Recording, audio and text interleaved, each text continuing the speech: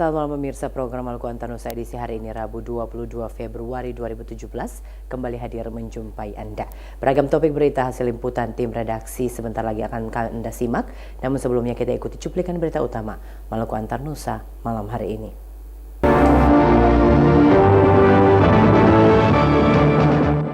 Bentrok warnai hasil pemungutan suara Pilkada Kabupaten Morotai.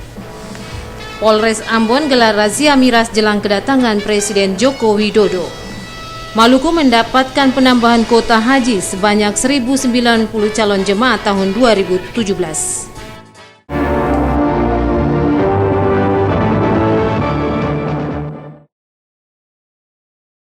Saudara, demikian cuplikan berita utama Maluku Antar Nusa malam ini, di samping sejumlah berita menarik lainnya hasil liputan tim redaksi.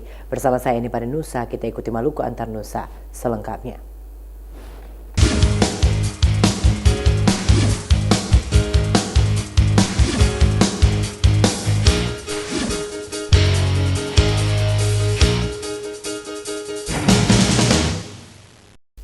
Saudara, ratusan simpatisan pasangan calon bupati dan wakil bupati Morotai Ali Sangaji Yulce Makasarat kembali bentrok dengan polisi saat menggelar aksi unjuk rasa memprotes hasil pemungutan suara Pilkada Kabupaten Morotai. Massa marah karena tidak diizinkan berorasi di dekat gedung MTQ Kota Daruba tempat berlangsungnya pleno hasil perhitungan suara.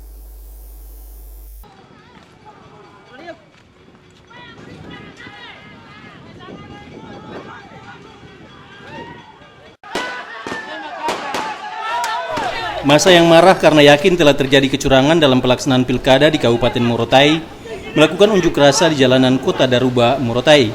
Mereka juga bermaksud melakukan orasi di gedung MTQ setempat, tempat berlangsungnya pleno hasil perhitungan suara pilkada Kabupaten Morotai. Namun niat massa itu dihalangi aparat kepolisian. Akibatnya massa menjadi beringas dan memblokir jalan-jalan di Kota Daruba dengan batu dan batang kayu serta membakar ban bekas. Massa juga melempari polisi dengan batu yang dibalas polisi dengan tembakan meriam air dan gas air mata. Belasan orang yang diduga provokator bentrok ditangkap dan digiring ke Mapolres Morotai. Wakapolda Maluku Utara Kombes Polisi Immanuel Larosa mengatakan, polisi juga menemukan bom molotov dalam aksi unjuk rasa itu. Kita melakukan pemeriksaan lanjutan di lokasi dan ternyata kita menemukan ini, ya, yaitu adanya bom molotov, ya. Tentu kita sangat menyayangkan, ya, bahwa kegiatan ini memang sudah kepada hal yang tidak baik. Ini salah satu buktinya, ya. Sore tadi kondisi di Kota Daruba berangsur-angsur normal. Aparat kepolisian membersihkan jalanan yang dipenuhi batang kayu dan batu. Dari Morotai, Maluku Utara, Rusdi Samsi melaporkan. Sementara itu, saudara, aparat Polres Pulau Ambon dan Pulau-Pulau Lease menggelar razia minuman keras di sejumlah kios dan toko di Kota Ambon. Razia tersebut digelar untuk mengantisipasi gangguan Kamtibmas menjelang kedatangan Presiden Joko Widodo di Kota Ambon.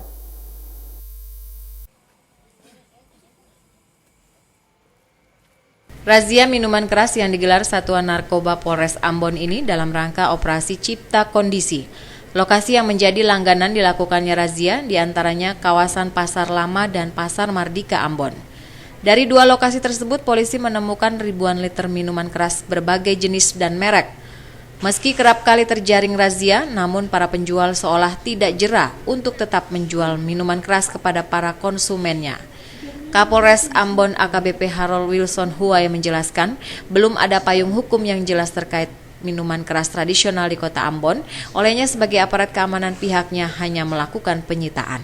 Kepada pemerintah kota maupun DPR agar bisa menerbitkan perda yang mengatur tentang miras sehingga bisa ditipiring. Jadi selama ini kan karena tidak ada, ya kerjanya kita laksanakan subsidi dan pemusnahan di tempat aja. Untuk antisipasi masyarakat yang mengkonsumsi miras, akhirnya dampaknya lari kepada kriminal, perkelahian, mabuk, dan lain-lain. Laka lantas juga demikian.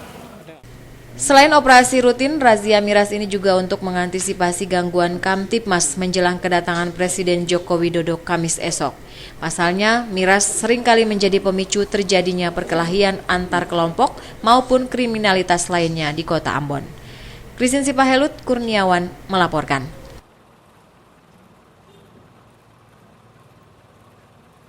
Sementara itu, Saudara, pengumuman hasil seleksi guru kontrak pada Dinas Pendidikan Kabupaten Serang bagian Timur menuai protes. Sejumlah peserta mengamuk karena menilai hasil seleksi tersebut merupakan permainan pihak tertentu.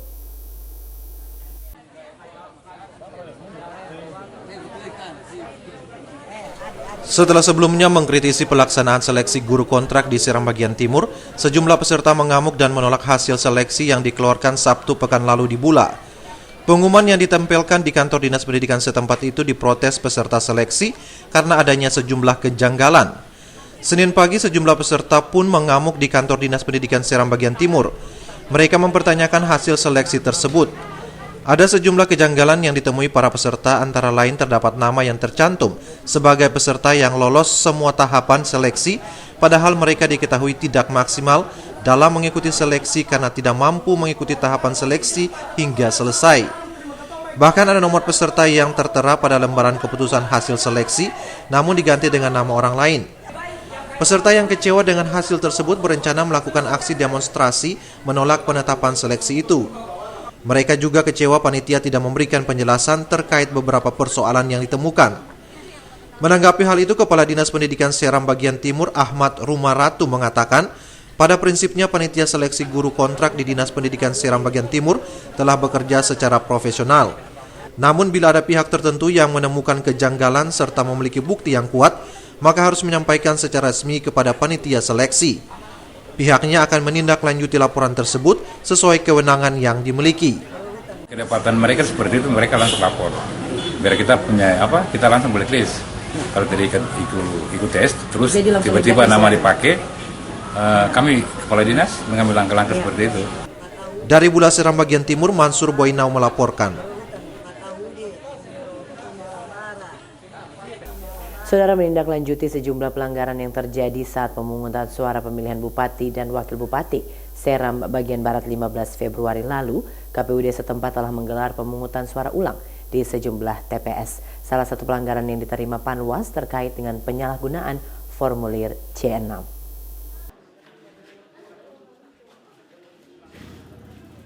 Proses pemungutan suara pemilihan Bupati dan Wakil Bupati Seram bagian Barat 15 Februari lalu banyak ditemukan pelanggaran.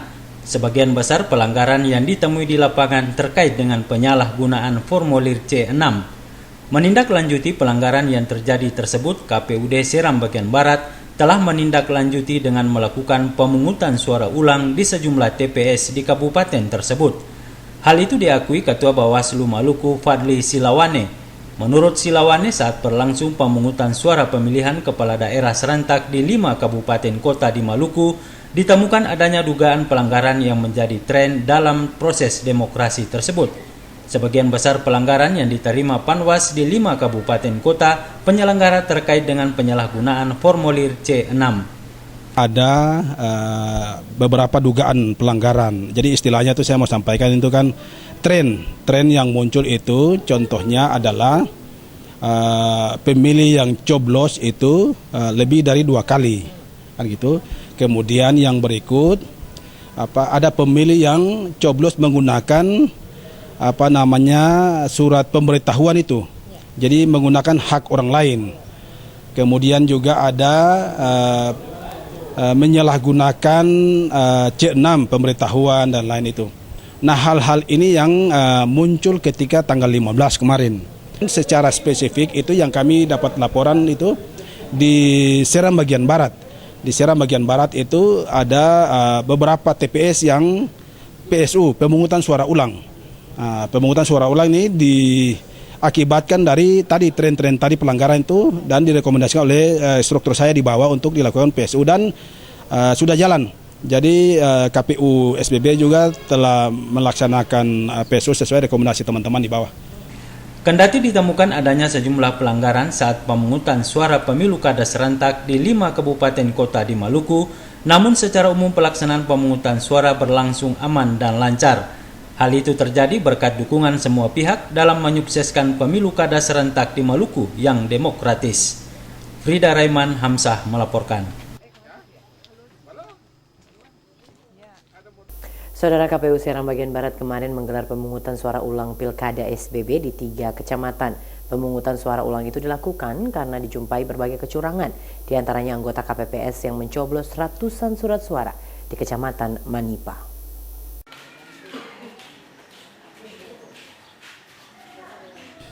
Pelaksanaan pilkada serentak di berbagai daerah di Maluku dan Maluku Utara mulai memperlihatkan berbagai kecurangan maupun pelanggaran.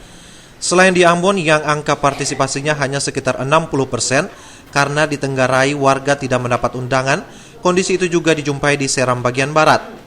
Di Kecamatan Manipa contohnya, banyak warga yang tidak bisa mencoblos karena tidak diberi undangan. Sementara banyak yang menyaksikan anggota KPPS mencoblos ratusan surat suara sendirian.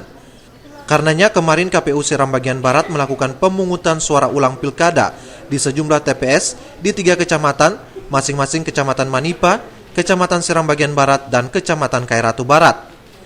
Hingga kemarin 7 kecamatan telah menyelesaikan pleno penghitungan suara. Pasangan nomor urut 4 Yasin Payapo Timotius Akerina unggul dengan perolehan 33,54%. Diikuti pasangan Samson Atapari Sufi Majid dengan 23,71% suara. Dari Piru Seram bagian Barat, Wahid Hukul melaporkan. Sementara itu, Saudara, Komisi Pemilihan Umum Kabupaten Buru dituntut mengadakan proses pemilihan suara ulang Pilkada Buru. Tuntutan tersebut menyusul temuan sejumlah pelanggaran yang berlangsung selama proses pilkada yang baru berlangsung. Tuntutan ini disampaikan oleh Gabungan Aliansi Peduli Rakyat Bupolo yang mendatangi kantor KPU setempat Senin siang.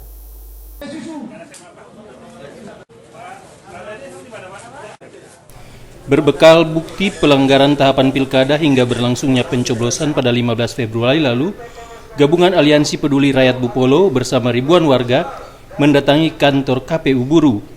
Mereka menuntut dilaksanakannya pemungutan suara ulang di seluruh TPS yang bermasalah. Tuntutan itu disampaikan menyusul banyaknya pelanggaran yang berhasil ditemukan. Karenanya mereka meminta KPU setempat proaktif, profesional dan independen, serta menindak tegas pelaku pelanggaran pidana pilkada. Sesuai data yang mereka miliki, terjadi pelanggaran di 37 TPS di Kota Namlea, yaitu ditemukannya warga yang menggunakan hak pilihnya secara ilegal dan melakukan pencoblosan lebih dari 1 kali.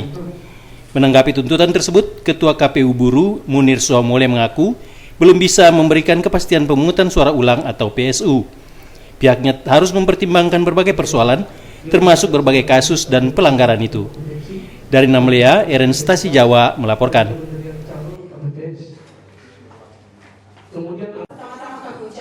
Kita beralih ke informasi lain. Saudara, Menteri Agama telah mengeluarkan surat keputusan terkait dengan penambahan kuota haji bagi Maluku tahun 2017. Untuk tahun ini, Maluku mendapatkan penambahan kuota haji sebanyak 1.090 orang atau naik 100%.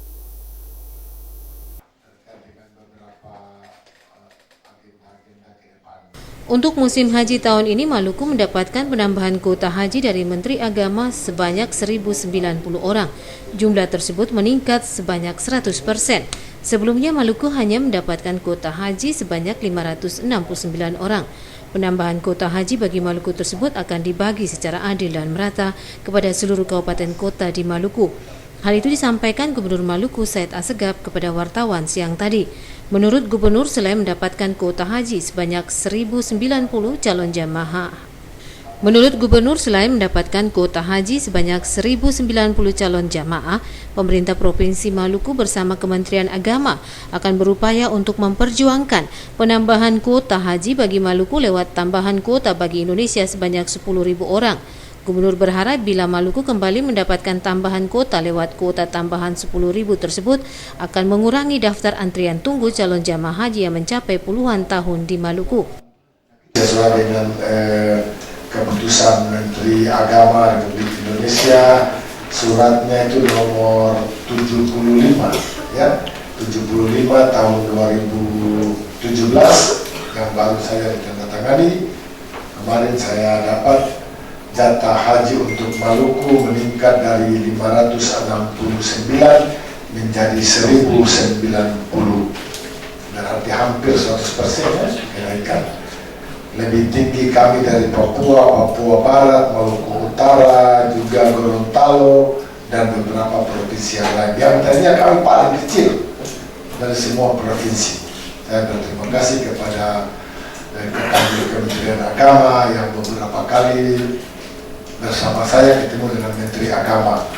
Ya, kita tidak saja melobi, tapi kita keberatan selama ini tentang kuota haji yang ada di Provinsi Maluku. Dan alhamdulillah tahun ini beliau sudah memperlihatkan satu kemajuan. Pada kesempatan ini, Gubernur juga menjelaskan rencana pembangunan embarkasi haji antara yang akan dimulai tahun 2018 mendatang. Pemerintah Provinsi Maluku mendorong percepatan pembangunan embarkasi haji antara di Kota Ambon. Apabila embarkasi antara tersebut sudah selesai dibangun, maka calon jamaah haji dari Maluku tidak lagi ke Makassar dan akan berdampak pada pengurangan biaya haji yang setiap tahun terus meningkat. Frida Raiman Hamzah melaporkan.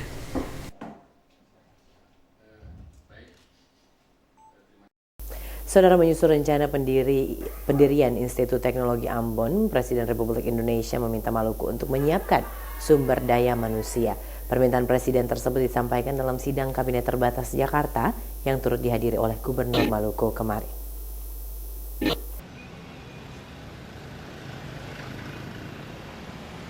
Keinginan pemerintah Provinsi Maluku untuk mendirikan Institut Teknologi Ambon mendapat respon positif dari pemerintah pusat. Dalam rapat Kabinet Terbatas di Jakarta kemarin, Gubernur Maluku Said Assegaf turut memaparkan rencana pendirian Institut Teknologi Ambon kepada Presiden.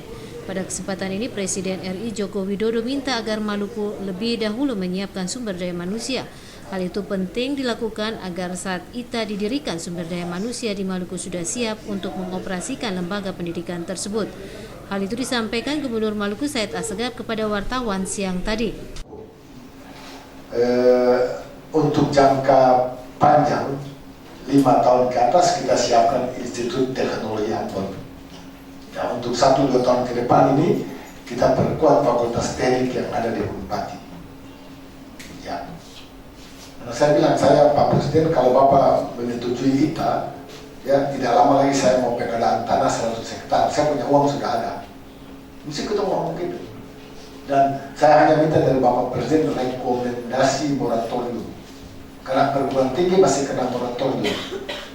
Ya, ada 6 perguruan tinggi di Indonesia yang minta Presiden cabut moratorium, termasuk Institut Teknologi Ambon. Memang sumber daya manusia sangat perlu. Ini embrio untuk 5-6 tahun ke depan kita bangun. Tapi kalau itu mendesak, ya fakultas teknik kita tingkatkan dia. Ditambahkan Gubernur, pemerintah Provinsi Maluku sangat berkepentingan untuk merealisasikan pendirian Institut Teknologi Ambon. Terkait dengan anggaran untuk membangun lembaga pendidikan tersebut, kata Gubernur, tidak ada masalah. Pemerintah Provinsi Maluku akan menggunakan PI 10% Blok Masela untuk membangun Maluku dari sektor pendidikan, kesehatan, serta sejumlah sektor unggulan di daerah ini. Frida Raiman Hamzah melaporkan. Saudara, terdakwa kasus korupsi pengadaan tanah dan gedung kantor cabang Bank Maluku di Surabaya, Hence Toisuta mengakui tidak pernah memberikan uang kepada Ishak Tenu maupun Freddy Sanaki. Padahal saat pemeriksaan keduanya sebagai saksi, mereka mengaku menerima uang dari terdakwa.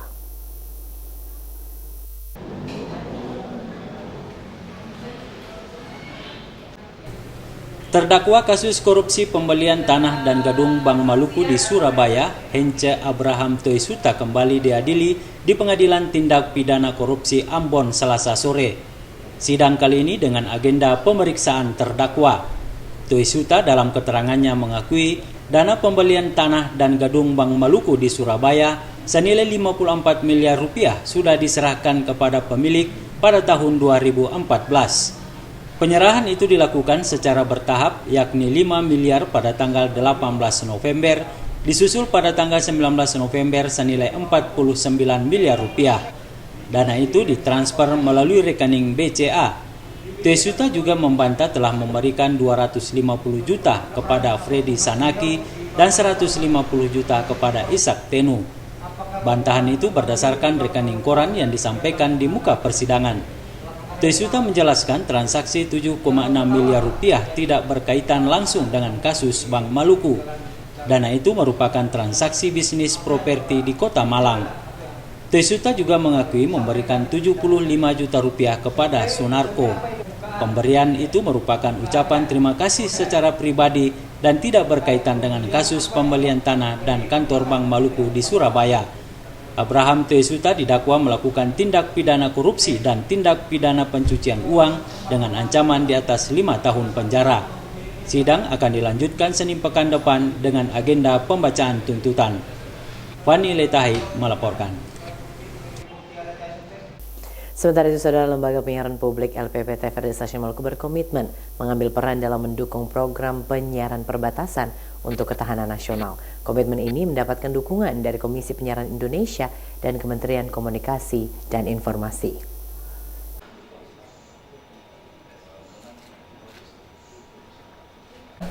Komisioner Komisi Penyiaran Indonesia Agung Supriyo mengemukakan masyarakat Indonesia di perbatasan lebih banyak menyimak tayangan televisi luar negeri.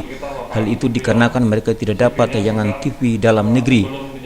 Agung Supriyo mengemukakan hal itu dalam dialog publik nasional dalam rangka kegiatan Hari Pers Nasional beberapa waktu lalu.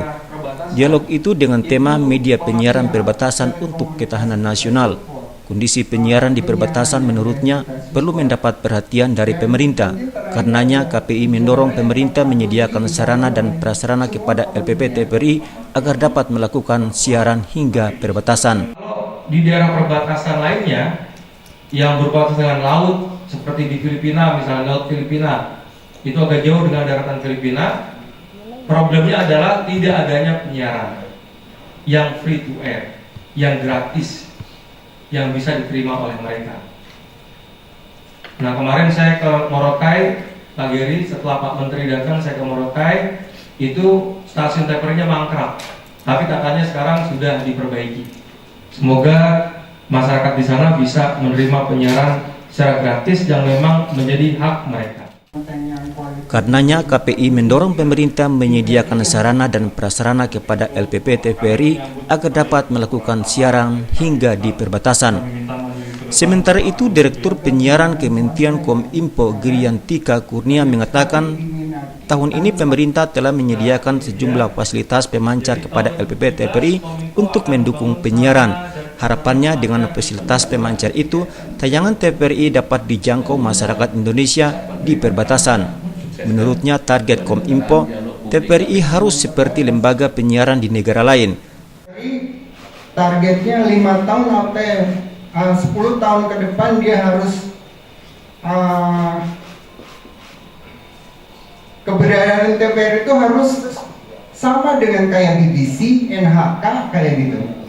Sekarang kan TVRI nggak dianggap enteng oleh dunia gitu. Kita targetkan ITTS fase 3 itu bukan hanya pengadaan perangkat, tapi kita ingin memperkuat TVRI dari manajemennya, dari SDM-nya, dari sisi penguatan kontennya. Ini target fase 3. Yang berminat banyak, jadi negara donornya ada hampir 7 atau 8 negara, tapi kita syaratkan untuk fase 3 kita ingin membangun TVRI holistik secara komprehensif.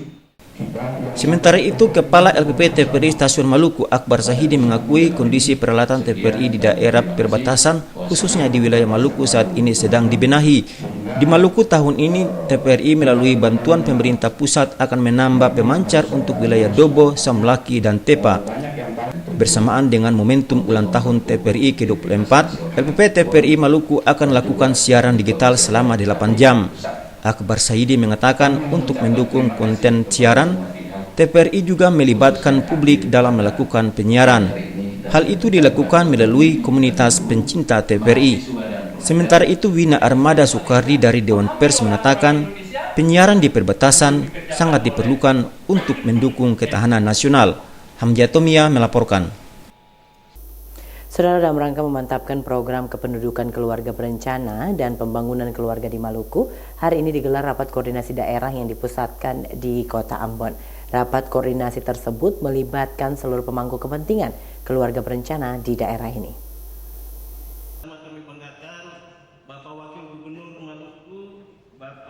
Rapat koordinasi daerah program kependudukan keluarga berencana dan pembangunan keluarga yang dilaksanakan kantor perwakilan BKKBN Maluku ini langsung dihadiri oleh Kepala BKKBN Pusat.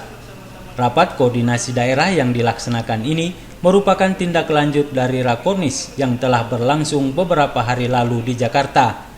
Ada sejumlah agenda yang akan dibicarakan dalam Rakorda ini, diantaranya evaluasi dan perumusan permasalahan hingga capaian program kependudukan keluarga berencana dan pembangunan keluarga di Maluku.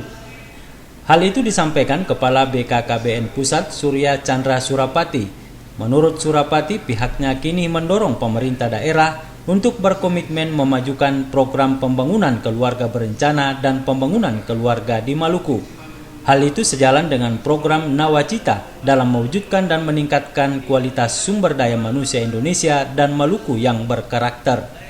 Supaya ada koordinasi, sinergitas, integrasi, ya, sinkronisasi seluruh komponen pemerintah, komponen masyarakat dari pusat sampai ke desa-desa supaya melaksanakan program KKBPK, kependudukan, keluarga berencana dan pembangunan keluarga demi untuk meningkatkan kualitas manusia Indonesia yang berkarakter yang kita harus capai sekarang ini.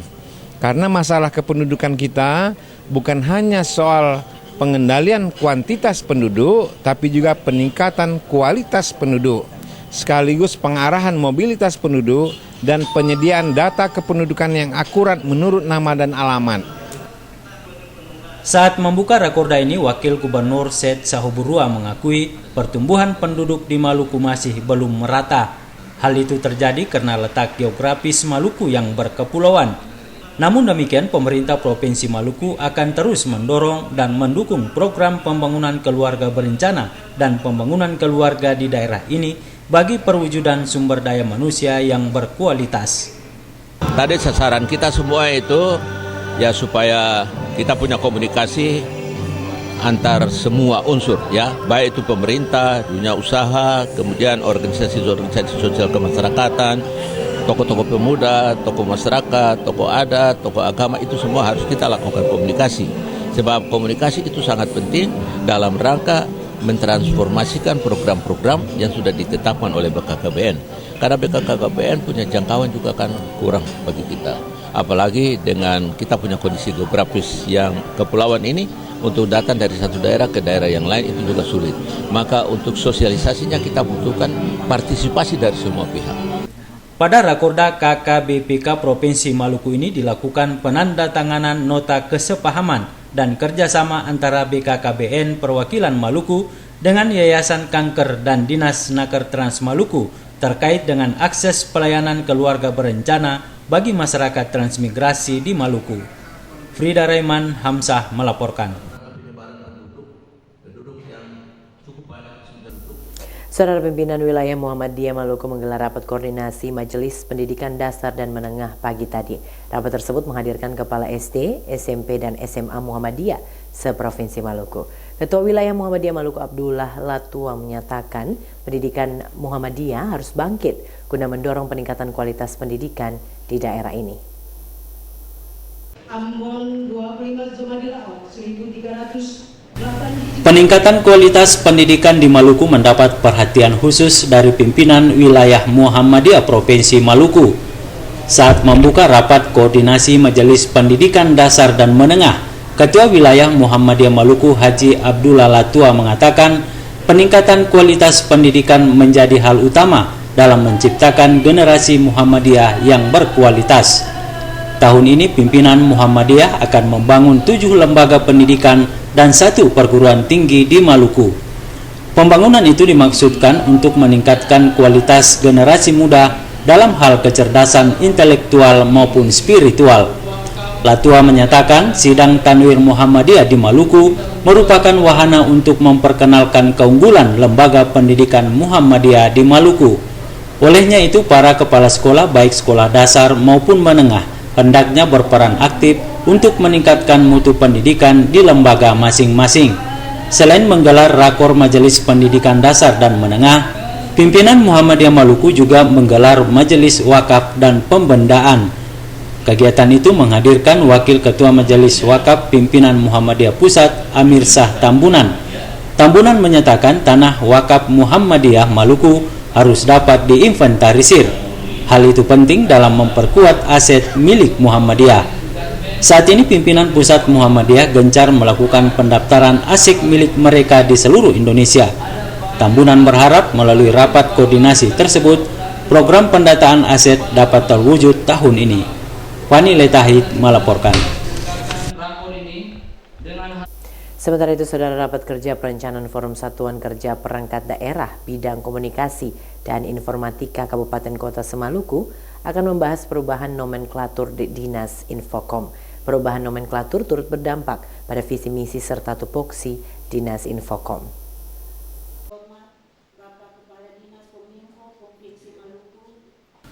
Kebijakan strategis nasional terkait pengembangan penyelenggaraan pemerintahan berbasis teknologi menjadi perhatian serius pemerintah di era Presiden Joko Widodo. Pembangunan komunikasi dan informatika hakikatnya dimaksudkan untuk mendukung tercapainya pembangunan nasional menuju terwujudnya kemakmuran dan kesejahteraan masyarakat.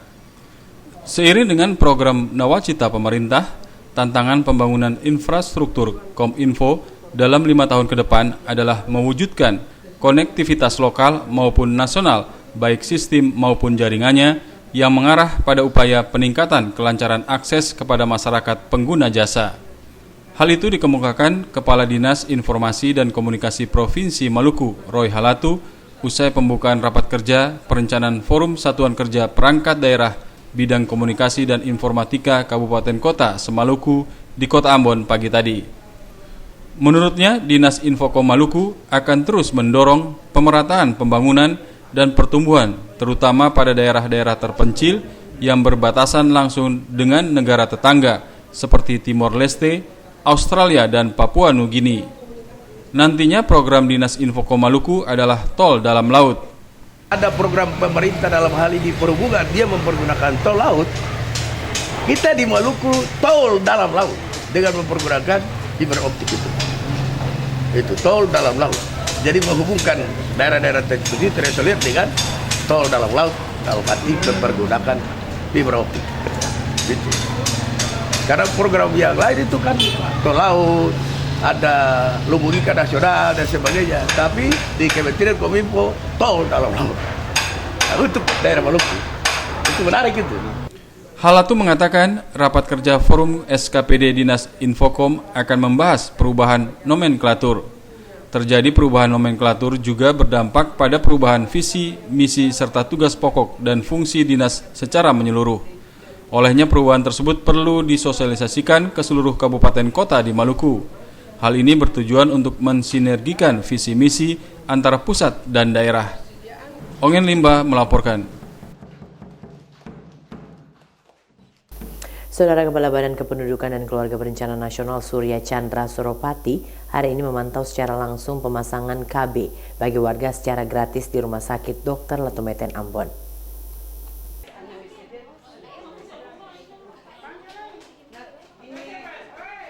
Sekitar 100 warga hari ini mengikuti pemasangan alat kontrasepsi KB di Rumah Sakit Dr. Latumeten Ambon. Pemasangan alat kontrasepsi itu dilakukan secara gratis. 77 ibu rumah tangga usia subur ikut dalam pemasangan alat kontrasepsi KB itu. Dari sejumlah itu, 66 orang ikut KB pemasangan implan dan 11 orang ikut tubektomi. Pelayanan KB di Rumah Sakit Tentara Dr. Latumeten itu mendapat perhatian dari Kepala BKKBN Pusat Surya Chandra Suropati. Suropati hari ini secara langsung melihat aksi pelayanan KB kepada masyarakat Pulau Ambon. Pada kesempatan itu, Kepala BKKBN Pusat menghimbau kepada kaum ibu agar setia mengikuti pelayanan KB yang diberikan petugas BKKBN Maluku maupun Kota Ambon. Menurutnya, dengan mengikuti KB, rumah tangga akan bahagia dengan cukup 2 anak. Dengan 2 anak, maka tanggung jawab menjadi ringan dan dapat menyekolahkan mereka dengan baik. Sementara bila banyak anak akan bingung untuk memperhatikannya. Uniknya pada pemasangan alat kontrasepsi KB kali ini, sekitar 25% pesertanya adalah kaum pria. 25 laki-laki usia subur ini mengaku bukan hanya kaum ibu yang dapat mengikuti program pemerintah ini, tetapi mereka juga dapat mengikutinya. Menurut mereka, KB vasektomi ini penting karena cukup menyehatkan. Pelayanan pemasangan alat kontrasepsi akan dilanjutkan besok jika selesai hari ini. Otis Kotadini melaporkan. Sementara itu, Saudara Kepala BKKBN Republik Indonesia Surya Chandra Suropati menyatakan generasi berencana adalah program yang disiapkan untuk membentuk generasi berkarakter menuju generasi emas. Genre menargetkan remaja dan pemuda yang disiapkan dengan berbagai bekal pengembangan mental dan karakter.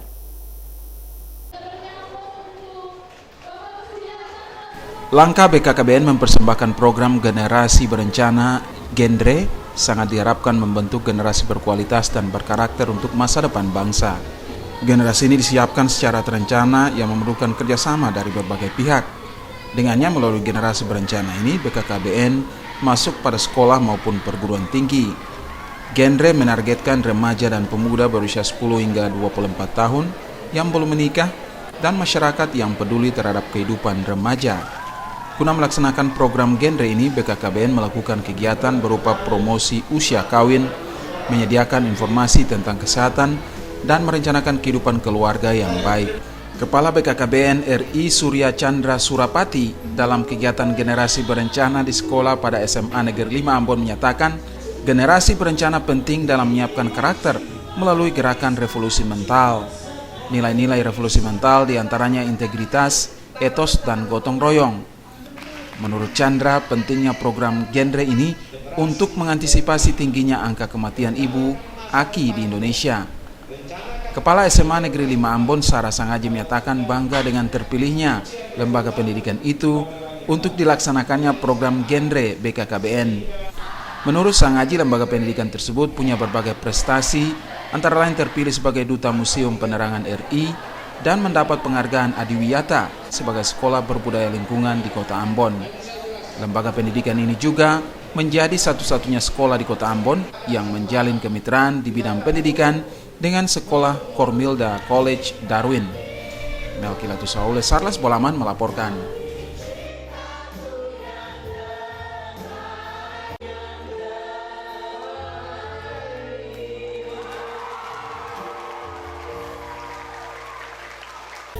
Saudara, gateball merupakan olahraga baru bagi masyarakat Indonesia termasuk di Maluku. Sederhana dalam memainkannya, gateball termasuk dalam kategori olahraga rekreasi karena dapat membuat pemainnya rileks dan santai.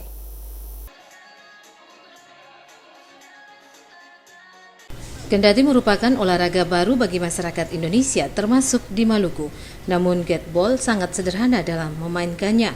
Gateball dapat dimainkan oleh laki-laki, perempuan, tua maupun muda. Gateball termasuk dalam kategori olahraga rekreasi karena dapat membuat pemainnya rileks dan santai. Ketua Umum Pengurus Persatuan Gateball Seluruh Indonesia, Pergatsi Basuki Hadi Mulyono, menguraikan hal ini pada pelantikan pengurus Pergatsi Maluku periode 2017-2022 di Ambon. Pengurus Persatuan Gateball Seluruh Indonesia Pergatsi Provinsi Maluku periode 2017-2022 yang dilantik diketuai Ismail Usemahu, Sekretaris Kasrul Selang, Bendahara Abdul Manaf yang dilengkapi dengan sejumlah bidang. Dalam pelantikan pengurus Pergatsi Maluku periode 2017-2022, Ketua Umum Pergatsi mengharapkan agar gateball yang termasuk dalam olahraga rekreasi dapat dimasyarakatkan sehingga berkembang di kalangan masyarakat. Bila olahraga ini telah berkembang, pada akhirnya dapat dilakukan pembinaan sehingga gateball nantinya dapat diminati masyarakat seperti olahraga lainnya. Basuki Hadi Mulyono mengatakan bila olahraga ini telah berkembang akan disusul dengan pembangunan fasilitas berupa lapangan sehingga dapat menimbulkan minat masyarakat dalam memainkan gateball sesuai dengan aturan sebagai olahraga rekreasi. Ketua Umum KONI Maluku Karel Albert Ralahalu menyambut baik pelantikan pengurus Pergatsi Maluku yang menaungi olahraga gateball di daerah ini. Melalui pelantikan pengurus Pergatsi Maluku, Karel Albert Ralahalu berharap minat masyarakat terhadap gateball yang merupakan olahraga rekreasi ini akan semakin meningkat. Sementara itu, Ketua Pergatsi Maluku Ismail Usemahu menyatakan pengurus yang dipimpinnya dalam waktu dekat akan membentuk kepengurusan Pergatsi di kabupaten kota yang ada di daerah ini. Selanjutnya akan dilakukan musyawarah daerah untuk menyusun berbagai program kerja sehingga pengembangan olahraga gateball dapat dilakukan dengan baik. Boy Nahrum, Cakta Mayla melaporkan. Pemirsa, Maluku Barat Daya adalah salah satu daerah di Maluku yang menyimpan berjuta pesona wisata. Setiap kecamatan dan gugus pulau di daerah ini menawarkan pesona alam yang berbeda-beda.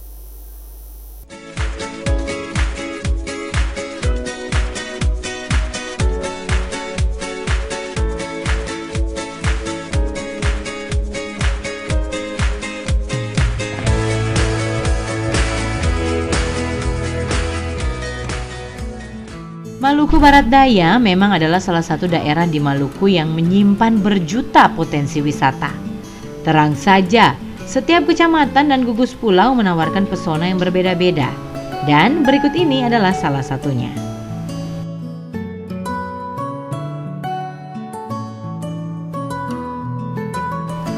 Jika Anda belum punya tujuan untuk menghabiskan liburan, lokasi wisata di ujung Pulau Babar berikut ini bisa memperkaya referensi wisata Anda. Belum jauh-jauh dari pantai, tapi ada yang berbeda dengan yang satu ini.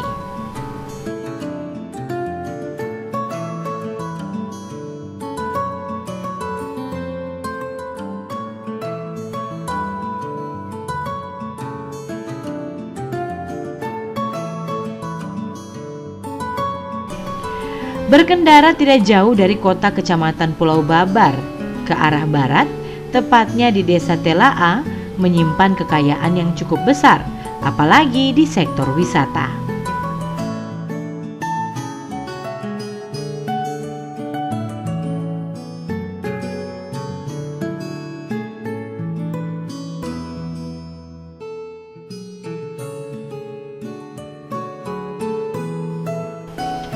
Adalah Pantai Mas Buar, lokasi wisata potensial di sebelah ujung barat Pulau Babar yang pastinya bisa membuat siapa saja yang berkunjung ke sini terpesona.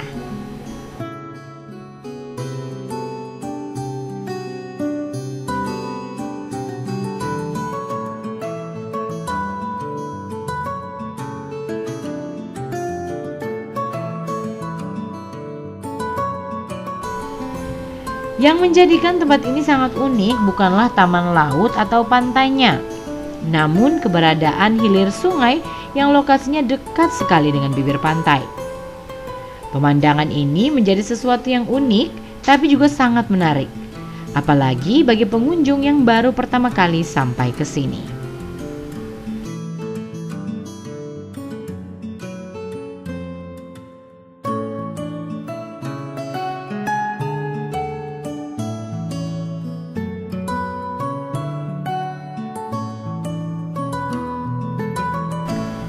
Bisa dibilang lokasi wisata di barat Pulau Babar inilah yang akan membuat wisatawan kalap. Pasalnya Anda dibuat bingung untuk memilih apakah ingin berenang dulu di pantai atau langsung menceburkan diri Anda di dalam hilir sungai.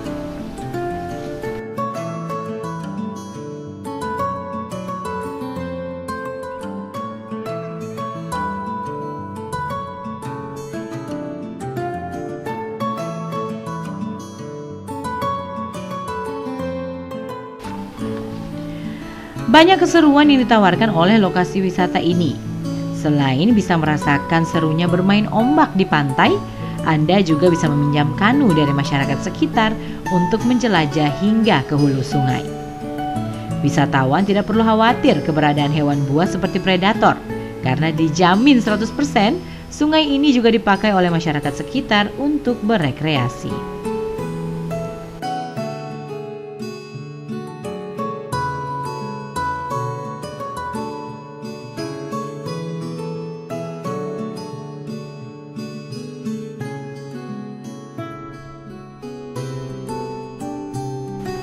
Suara kicauan burung dan hijaunya pepohonan menemani para wisatawan yang menyempatkan diri untuk menyusuri sungai ke arah hulu. Angin sepoi-sepoi yang meniup kanu juga membawa kesan tersendiri.